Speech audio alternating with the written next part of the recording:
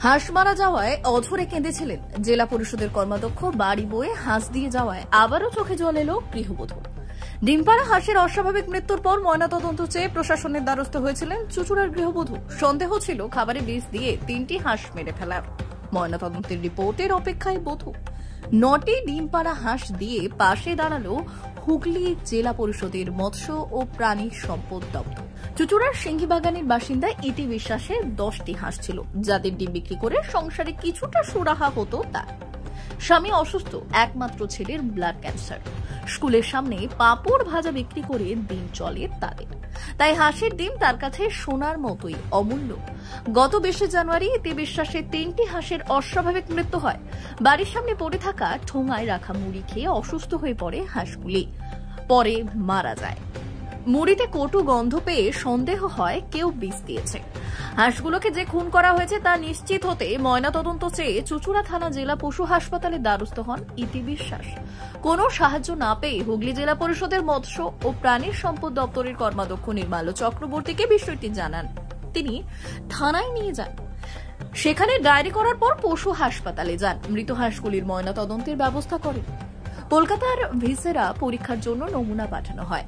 তার রিপোর্ট এখনো আসেনি। ইতি বিশ্বাস তার স্বামী ও ক্যান্সার আক্রান্ত ছেলেকে নিয়ে খুব কষ্টে দিন গুজরান করেন। জানতে পেরে কর্মাধ্যক্ষ নির্মাল্য চক্রবর্তী 9টি ডিমপাড়া হাঁস ইতির হাতে তুলে দিলেন। যেদিন হাঁস মারা গিয়েছিল সেই দিন ছিল চোখে জল। হাঁস পেয়েও জল দেখা যায় বধূর চোখে। বধূ এই সম্বন্ধে বললেন, আপনি তো মনে করেছিলেন যে মেরে দেওয়া হয়েছে, আপনি তারপরে ময়না তদন্তের জন্য আবেদন করলেন এবং নির্মল্য বাবুর জন্য সেটা হলো। এখন কি বলবেন, উনি এসেছেন আপনার বাড়িতে? আমি এসেছি, আমি পরম খুশি হয়েছি, কারণ স্যার আমার মতন বাড়িতে, আমার গরিব মতন বাড়িতে এসেছে। এটা স্যারের জন্য আমি অশেষ কৃপা জানাচ্ছি। আর স্যারের জন্য আমি যে এতটা দূর এগোতে পারছি, এটা তো আমি স্যারকে তার জন্য ধন্যবাদ দেওয়া তো ছোট হবে। আমার ছোট বোন হয়ে তাকে আমি শতকোটি প্রণাম করি।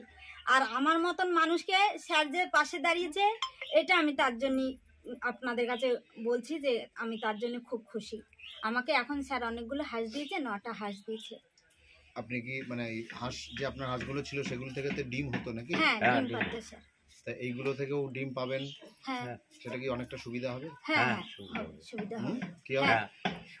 সুবিধা হবে মানে আমার তো এখন ছেলের ওষুধ কিনতে হয়, ওর বাবার হার্টের রোগ আছে, প্রেশার সুগার আছে, ওনাদেরও তো। ছেলে অসুস্থ নাকি? হ্যাঁ, ছেলে আমার ব্লাড ক্যান্সার। আচ্ছা, ঠিক আছে, এখন ঠিক আছে, এখন একটু ঠিক আছে, কিন্তু ওর ওষুধ খাচ্ছে, আবার রিপোর্ট করতে হচ্ছে, চেক আপ করতে হচ্ছে, সবই করতে হচ্ছে আমার দিয়ে। ওই জন্যই এখন ওর পিছনে আমার এই দুজনের। কিভাবে চলে সংসার? আমার এই স্কুলে আমি খাবার দাবার বিক্রি করি, বাচ্চাদের খাবার, পাপড়, ঝালমুড়ি, এই সমস্ত। যে হাঁসগুলো মারা গিয়েছিল তার রিপোর্ট পেয়েছেন ময়নাতদন্তে? না, এখনো রিপোর্ট আসেনি।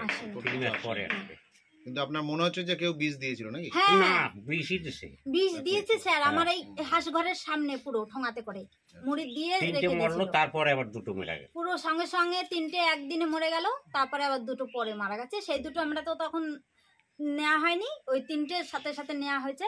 ওগুলো মাটি চাপা দিয়ে পরে জানতে পারেননি? না স্যার, জানতে পারিনি এখনো যে কে দিয়েছে। আপনার নাম কি? আমার নাম ইতি বিশ্বাস। আপনার নাম কি? রাধাকান্ত বিশ্বাস। এই ঘটনাটা হয়েছে, ঘটনাটা ফিরিয়ে দেওয়ার মতো সামর্থ্য কিংবা আমাদের তো ঘটনাটা ফিরিয়ে দেওয়ার মতো কোনো ক্ষমতা নেই। উনার অভিযোগ ছিল ওনার হাঁসকে 10টা হাঁসের মধ্যে 3টে হাঁসকে বিষ প্রয়োগ করে মেরে দেওয়া হয়েছিল। তো তৎক্ষণাৎ আমরা ওনাকে আবেদন করেছিলাম যে আমরা যদি কোনো হাঁস দিই, কিন্তু উনি এতটাই নিজের স্বাবলম্বী এবং এতটাই নিজের অদম্য মানসিকতা উনি প্রথমে নিতে অস্বীকার করে। আমি তারপর বলি যে আমি ভাই দিদিকে হিসাবে যদি দিই, তাহলে যদি নেন তো সেই ভাই দিদিকে হিসাবে দেওয়াতে উনি ওই প্রস্তাবে রাজি হন।